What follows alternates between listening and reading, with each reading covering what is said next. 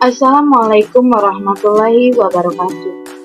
Perkenalkan, nama saya Salvia, NPM 2075526, Prodi Akuntansi Perpajakan 3A. Hai teman-teman, bagaimana kabar kalian semua? Semoga sehat selalu dan senantiasa dalam lindungan Allah Subhanahu wa Ta'ala. Baiklah, di sini saya akan menjelaskan sedikit materi tentang kerangka dasar penyusunan laporan keuangan dari halaman 20 sampai 48 buku Dwi Martini. Namun sebelum itu saya akan menjelaskan apa itu kerangka dasar penyusunan dan penyajian laporan keuangan. Kerangka dasar penyusunan dan penyajian laporan keuangan adalah sistem terpadu yang berisikan tujuan, dasar, sifat, fungsi, dan keterbatasan akuntansi, di mana digunakan untuk yang pertama, untuk mengembangkan serangkaian standar dan aturan yang koheren, yang kedua, untuk menyelesaikan berbagai persoalan praktis, baik yang baru maupun yang sedang terjadi. Dalam agendanya, kita akan membahas 3 materi. Yang pertama itu perkembangan IPRS dan IASB, yang kedua perkembangan desak dan pesak, dan yang ketiga tentang kerangka dasar penyajian dan penyusunan laporan keuangan. Baiklah, kita akan membahas tentang perkembangan IPRS dan IASB.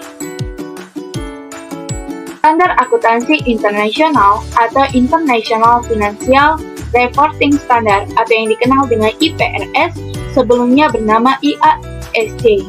Namun, pada tahun 2001, IASC berganti menjadi IASB.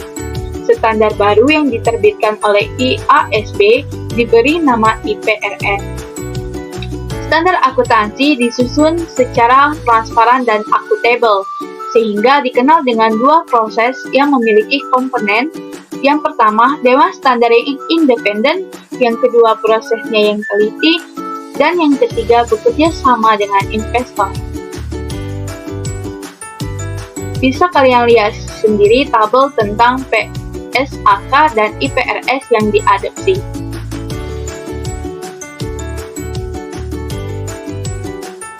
Yang kedua juga tetap sama tentang PSAK dan IPRS. Yang ketiga juga sama, bisa kalian baca sendiri. Selanjutnya kita akan membahas tentang perkembangan desak dan pesak. 1. Profesi akuntansi di Indonesia terhimpun dalam Ikatan Akuntan Indonesia yang berdiri pada tanggal 23 Desember 1957. Yang kedua, kebutuhan standar akuntansi keuangan diaktifkan kembali pada tahun 1973, di mana pada tahun tersebut dibentuklah Panitia Penghimpunan Bahan dari struktur GAAP dan GAAS. Komite PAI dirubah menjadi SAK dan terakhir menjadi Dewan Standar Akuntansi Keuangan atau DESAK. Selain DESAK, Ikatan Akuntansi Indonesia juga membentuk Dewan Konsultatif Standar Akuntan Keuangan atau dikenal dengan DEKASAK. DESAK menyusun standar mengikuti prosedur baku atau 2 proses. Yang pertama, identifikasi permasalahan untuk dikembangkan jadi standar.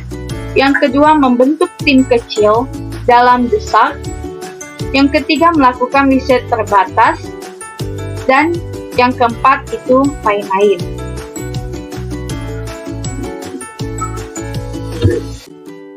Selanjutnya kita akan membahas tentang kerangka dasar penyusunan dan penyajian laporan keuangan.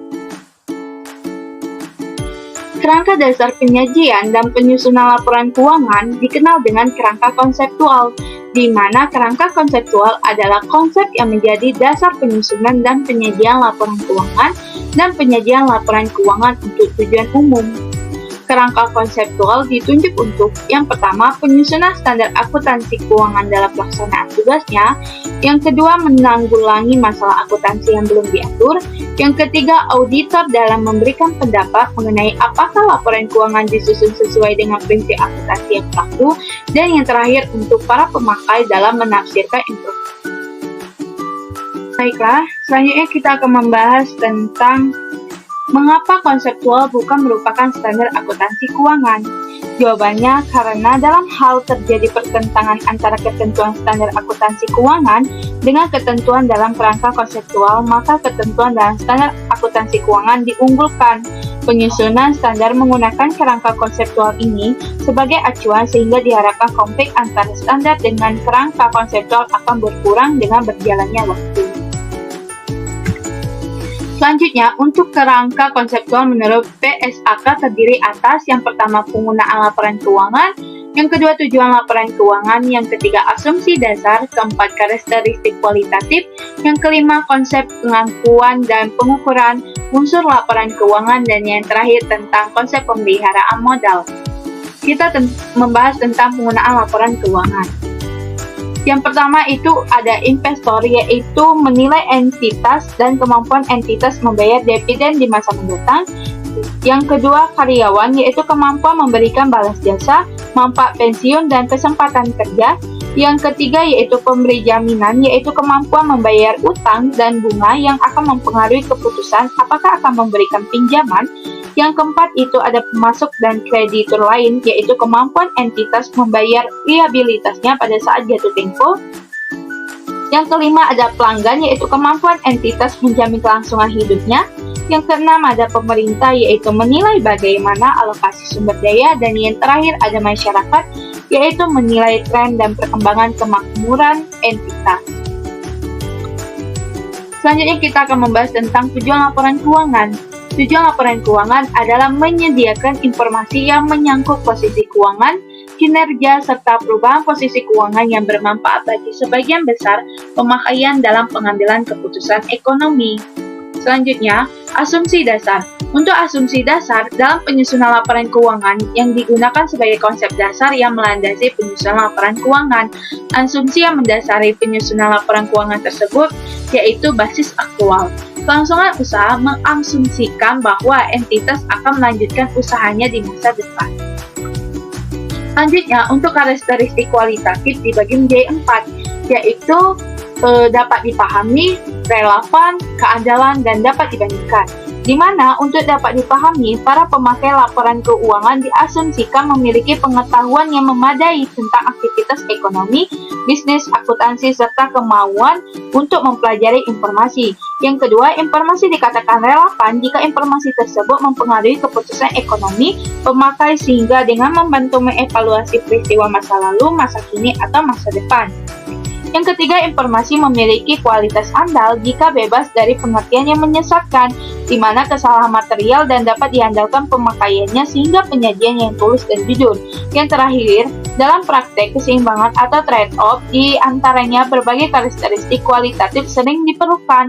Tujuannya secara umum adalah untuk mencapai suatu keseimbangan yang tepat di antara berbagai karakteristik untuk memenuhi tujuan laporan keuangan. Selanjutnya, untuk unsur laporan keuangan, yaitu unsur laporan keuangan diklasifikasikan dalam beberapa kelompok menurut karakteristik ekonominya. Di antaranya ada aset, liabilitas, dan ekuitas.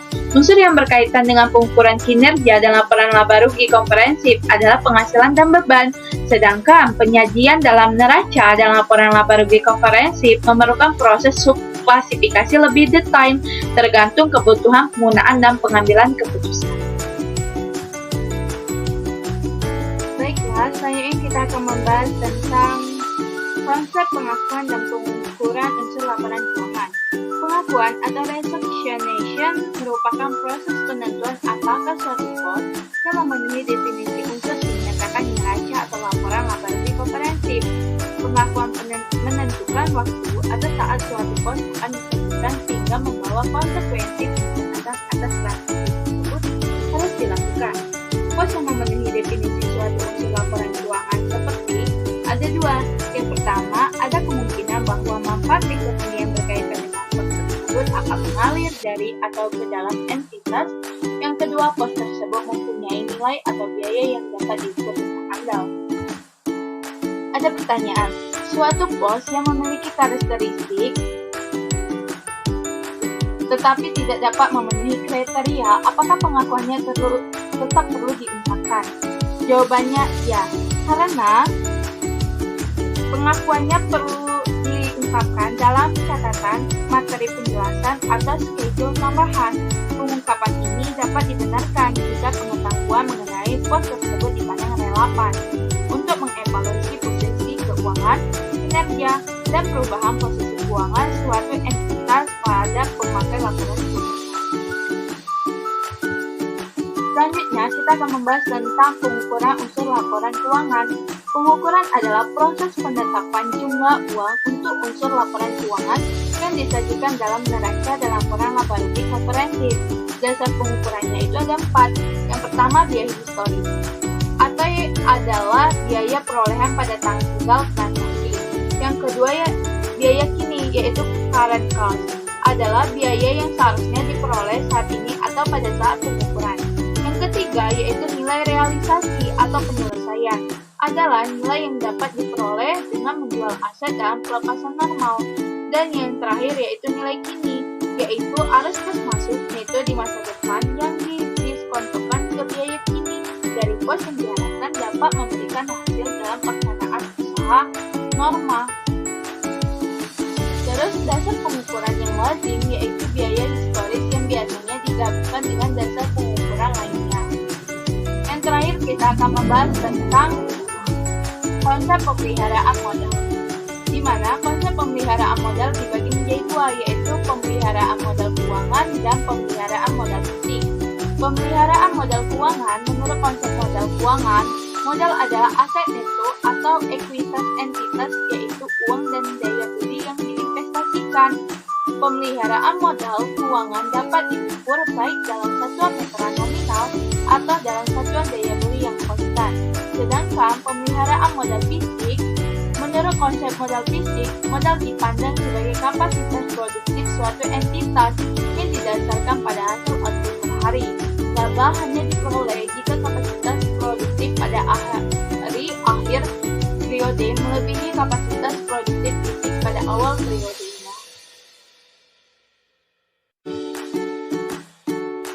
Baiklah, teman-teman, mungkin hanya ini yang dapat saya sampaikan, dan apabila ada tutur kata yang salah, saya mohon maaf serta memohon ampun kepada Allah Subhanahu wa Ta'ala.